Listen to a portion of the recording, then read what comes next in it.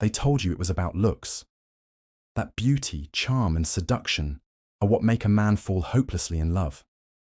That if you smiled enough, if you looked the part, played the role, stayed agreeable, you'd be loved back. But that was a lie. And you felt it, haven't you? That hollow echo of effort. Pretty words, perfect timing, romantic gestures, all falling into the void of his confusion. Because something deeper was missing, something primal, something ancient, something so few women ever dare to awaken. What actually drives a man crazy for a woman isn't what she shows, but what she hides. It's the emotional frequency she radiates when she no longer needs to impress, no longer craves validation, no longer seeks safety in being liked. It's when a woman returns to the depth of her instinct, to her raw, untamed, feminine, to her sacred mystery, that she becomes unforgettable. Not because she is performative, but because she is real. She becomes the mirror through which he sees a lost part of himself. A man doesn't fall in love with your perfection. He falls in love with the way you make him feel his own shadow. When a woman embodies her full emotional range, especially the parts that society has told her to hide, her rage, her grief, her hunger, her silence, she initiates him. She becomes the fire that burns through his masks. Jung called this the anima, the inner feminine image in a man's psyche. And she, the embodied woman, becomes the living key that unlocks his unconscious. But most women never reach this level of power. Not because they don't have it, but because they've been taught to suppress it. The feminine has been domesticated, trained to please, taught to smile through pain, to soothe egos, to avoid confrontation, and in doing so, she trades her radiance for acceptance, her truth for performance, her wildness for a role, and in that performance, no matter how beautiful, she remains forgettable, because she is not fully there. The kind of woman that makes a man lose his mind is the one who is fully there. All of her. Not just the light, but the shadow. Not just the pretty, but the powerful. She doesn't water herself down for comfort. She doesn't hide her depth to seem more manageable. She doesn't pretend to be less than what she is. And in that radical self-ownership, she becomes magnetic. Not to every man, but to the right ones. She is unforgettable. There's a fire in every woman. A sacred, wild force that's been buried under years of social conditioning and ancestral silence. That fire is not loud. It does not scream for attention. It simply is. It flickers in her eyes when she says no without apology. It radiates from her spine when she stands her ground. It echoes in her silence when she chooses dignity over drama. This fire is what calls to the masculine, not to tame it, but to remember his own. What drives a man crazy is not a woman who clings to him, but one who returns to herself. A woman who no longer abandons herself to be chosen, who no longer bends to fit into someone else's story, who no longer sacrifices her, needs to be seen as easy or kind or low maintenance. A woman who belongs to herself invites the man to do the same, to reclaim his own forgotten sovereignty, to step into love not as a boy seeking mothering, but as a man ready to meet a woman. Men are not transformed by women who make them feel safe. They are transformed by women who make them feel, period. And feeling, real feeling, requires discomfort. It demands truth. It unearths wounds, reveals projections, collapses illusions. This is the territory of love most never enter. But for those brave enough, it becomes a temple, a holy fire, a sacred destruction of the ego, where two souls don't just touch, they awaken. He goes crazy, not because she fits into his life, but because she breaks it open. She reveals the places he has ignored, the emotions he has numbed, the parts of him that ache to be alive again. And she does this not through manipulation, but through embodiment. She doesn't tell him what to do. She becomes who she is, And in doing so, she becomes irresistible, not for her tactics, but for her truth. This is not the path of control, it's the path of surrender, not to a man, but to your own essence, to your soul's truth, to the parts of you that were never meant to be tamed. When you stop trying to be lovable and start being love itself, you shift everything. You stop chasing men and start attracting souls. You stop settling for attention and start magnetizing devotion. You stop fearing your own power and start embodying your feminine, your pain, your pleasure, your silence, your storm. They are not problems to fix. They are powers to reclaim. They are invitations to intimacy. They are doorways into depth. When you own them, without shame, without apology, you awaken something in him, something ancient, something sacred, something that no strategy or seduction ever could. You awaken the primal memory of what real love feels like. So many women think love is about being nice, about being easy, about being everything he needs. But that kind of love doesn't transform. It pacifies. And a pacified man will always seek chaos elsewhere. Not because he wants to hurt you, but because he wants to feel alive. The woman who dares to be herself fully, without guilt or dilution, becomes the chaos that heals, the chaos that grounds, the chaos that sets him free. He goes loquito not because she gives him peace, but because she gives him permission to rage, to weep, to collapse, to rebuild, to remember. She does not save him. She does not fix him. She simply stands in her truth so fiercely that he cannot help but face his own. And in that mirror, he doesn't find comfort. He finds clarity, the clarity of his own soul finally looking back at him. She is not the prize he wins. She is the teacher he meets. Not because she preaches, but because she lives. She lives her boundaries. She lives her emotions. She lives her values. She lives her yes and her no. And in doing so, she becomes untouchable. Not because she is cold, but because she is whole.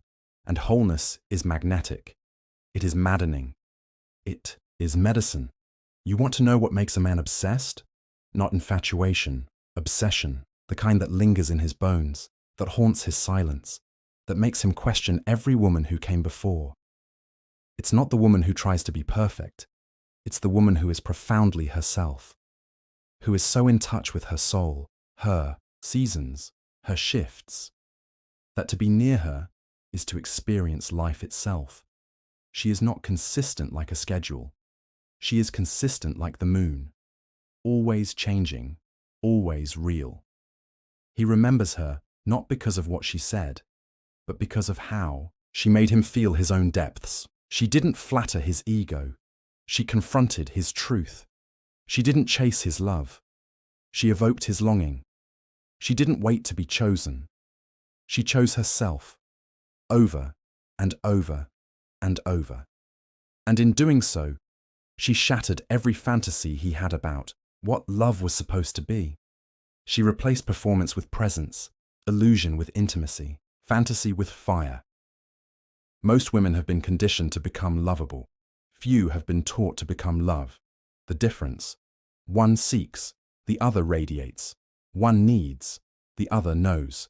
The woman who becomes love doesn't ask, "Do you love me?" She asks, "Am I living in truth?" Because she understands that the more she becomes herself, the more love she attracts. The kind of love that doesn't require shrinking, pretending, or dimming her light. She doesn't manipulate him to feel needed. She stands in her own need and meets it first. She doesn't test him to feel secure. She reveals her insecurity and invites him into truth. She doesn't chase clarity. She becomes it. And in this radical embodiment, she triggers something in him that no fantasy ever could. The urge to become more, not for her approval, but because her presence demands evolution. Her truth is not chaotic, it's catalytic. It awakens what has been dormant. The woman who is magnetic is not always soft. She is real. She can weep in your arms and walk away from your lies in the same breath. She can whisper love and roar boundaries. She can hold space for your wounds and not let you bleed all over hers. She does not abandon herself to hold you. And that is why she is unforgettable. Because she is rooted, and a rooted woman shakes worlds. The more she heals, the less she entertains games. She no longer chases butterflies. She plants gardens. She no longer begs for attention. She becomes a portal for presence. She no longer fears abandonment, because she no longer abandons herself. This kind of woman creates a gravitational field. You feel her before she speaks. You remember her long after she leaves, not because she clung to you, but because she freed herself. He may not understand her. At first, he may even resist her, because she does not fit into the roles he's been taught to desire. She is not submissive in a way that strokes his wounded ego. She is sovereign in a way that demands his integrity. She is not easy love. She is deep medicine. And medicine is not always sweet. It burns before it heals. It challenges before it soothes. It initiates before it bonds. She is not afraid of his darkness, because she has danced with her own. She does not judge his rage, his confusion, his fears. She recognizes them, but she will not carry them. She will not mother them. She will not shrink for them. She stands in her light, not to blind him, but to remind him that he too was born to shine, that he too has a soul worth remembering, that he too has work to do. And the deeper truth is this: a man only truly falls when a woman makes him rise, not above her, but beside her, when her presence becomes a mirror so sharp, so clear, so honest, that he cannot unsee himself. She doesn't tell him who he is. She shows him who she is, and in her he sees both his longing and his limit, and he must choose to rise or to retreat, to awaken or to numb again. Many will retreat. Many will choose the numbness of validation over the discomfort of transformation. But the ones who are ready, they stay, not because it's easy, but because it's true. And in that truth, love is no longer a transaction. It becomes a transmutation, not a place to hide from pain, but a place to heal it, not a fantasy to escape life, but a fire to feel more alive than ever. This kind of love cannot be strategized. It cannot be forced. It cannot be earned through performance. It arises when two people are no longer performing, when masks fall, when truth speaks, when wounds meet, and when souls recognize each other not by shape or role, but by frequency. This is resonance. This is real. This is rare. And this is what makes him loquito, not your prettiness, your presence. A woman who lives in her truth becomes unpredictable, not because she's unstable, but because she is no longer controlled. Controlled by fear, controlled by norms, controlled by approval. She says what she means, she does what she feels, she moves like nature, sometimes fierce, sometimes soft, always true. And in that truth, she becomes the most dangerous kind of lover, the kind you cannot forget. He goes crazy, not for the woman who wants to be everything to him, but for the woman who is everything to herself. She doesn't need him to be her sun. She is the sky. She doesn't need him to complete her. She is whole. She doesn't need him to heal her. She is in process. And in that wholeness, she invites him into a love where nothing is taken and everything is revealed. Her allure is not in her effort. It's in her embodiment, not in her appearance, but in her energy, not in her words, but in her frequency. She doesn't need to talk about her standards. She lives them. She doesn't need to explain her worth. She knows it. She doesn't need to prove she's rare. She simply is. And that is what haunts him, because in her, he sees a woman he cannot possess, only meet. To become this woman is not a performance. It's a process, a return, a remembering of who you were before you learned to be small, of who you are beneath the masks you wear to be loved. It is not about being better. It's about being real. It's about grieving the years you spent pleasing, the versions of you that were shaped by survival, the love you gave while abandoning yourself, and slowly, fiercely, reclaiming it all. You were not born to be liked. You were born to be known, not by the world, but by yourself. And when a woman knows herself, truly and deeply, she becomes luminous, not because she is perfect, but because she is true. She no longer performs for love. She no longer asks permission. She no longer needs fixing. She becomes the temple, the fire, the mystery. And the man who is ready finds her, or loses his. Mind trying. The world does not teach women how to be powerful. It teaches them how to be acceptable, how to be sweet, how to be chosen. But the sacred feminine is not about being chosen. It's about choosing. Choosing yourself, choosing your truth, choosing the path of depth over the illusion of ease, choosing embodiment over performance, choosing fire over silence. And in that choice, you rise. To be loved as your full self is rare, but first, you must become her. You must mourn the masks. You must feel the grief.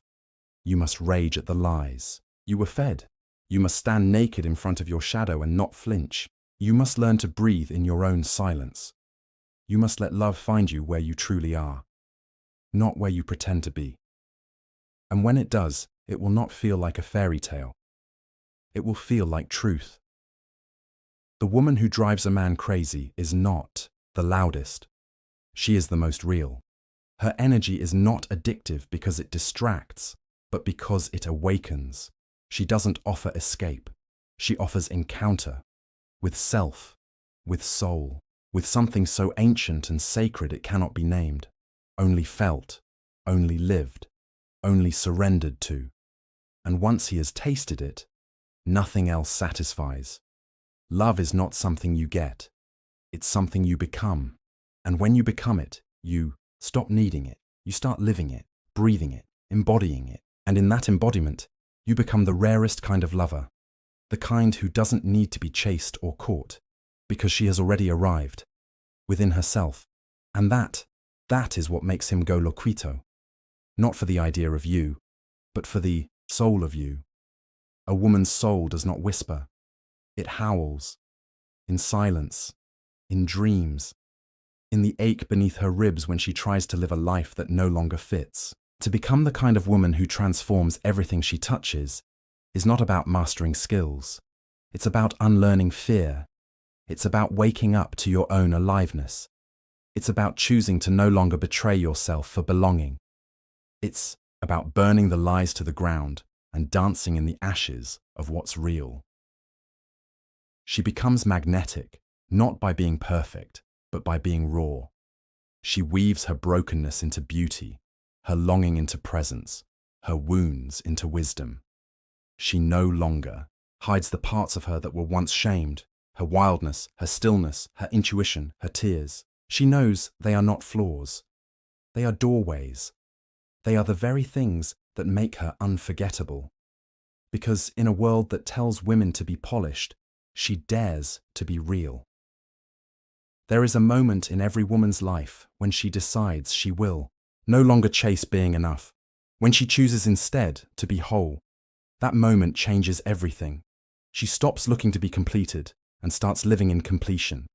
She stops performing softness and starts embodying it from strength. She stops seeking a love that fills her voids and becomes the love that holds them.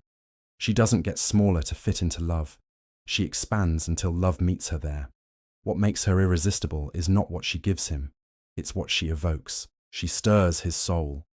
She calls forth the man beneath the mask, not by molding herself to his desires, but by radiating her own. Her life becomes her message. Her love becomes her frequency. Her truth becomes her invitation. And in that vibration, only the brave remain.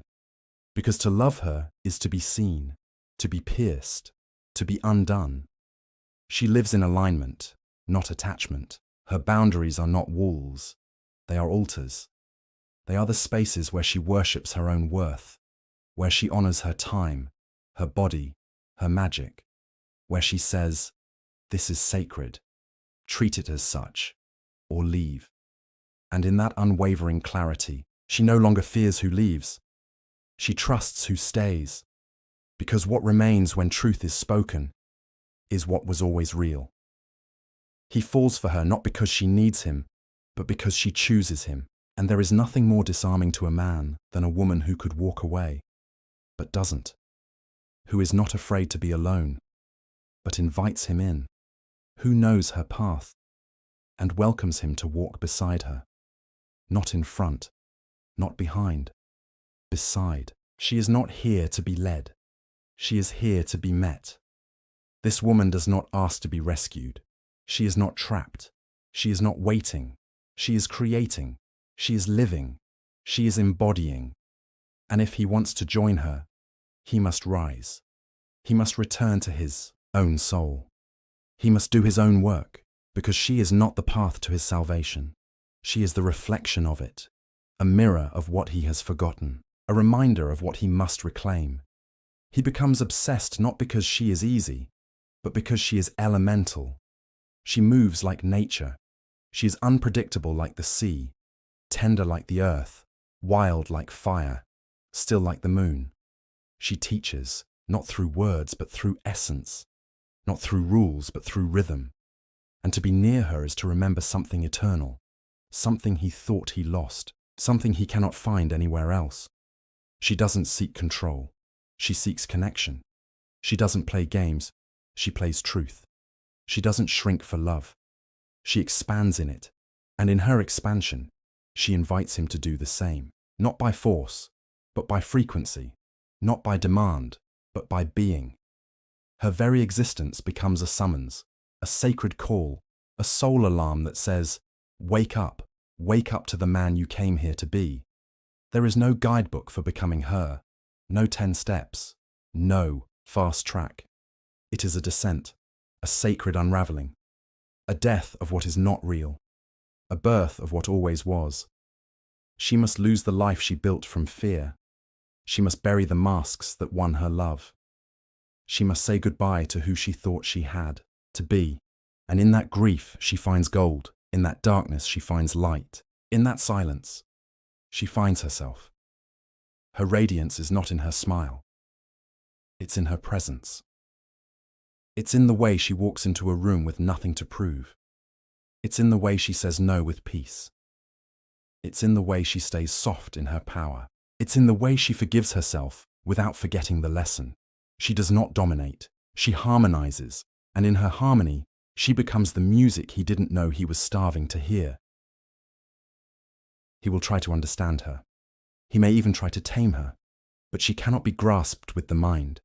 She must be felt with the soul. She is not a puzzle to be solved.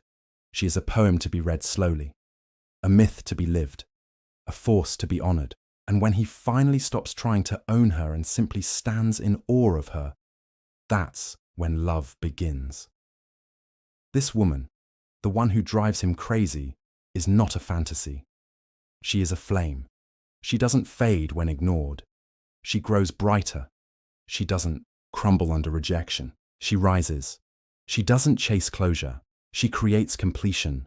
Her love is not conditional. It is conscious, not manipulative. It is magnetic, not dependent. It is divine. She will never be for everyone, but for the one who is ready, truly ready. She is everything. She is the storm and the calm, the question and the answer, the ending and the beginning. She will not make him a king, but she will remind him that he already is. And in her mirror, he will either rise or retreat, but he will never forget. So if you've ever wondered why your love was not enough, maybe it's because it wasn't supposed to be.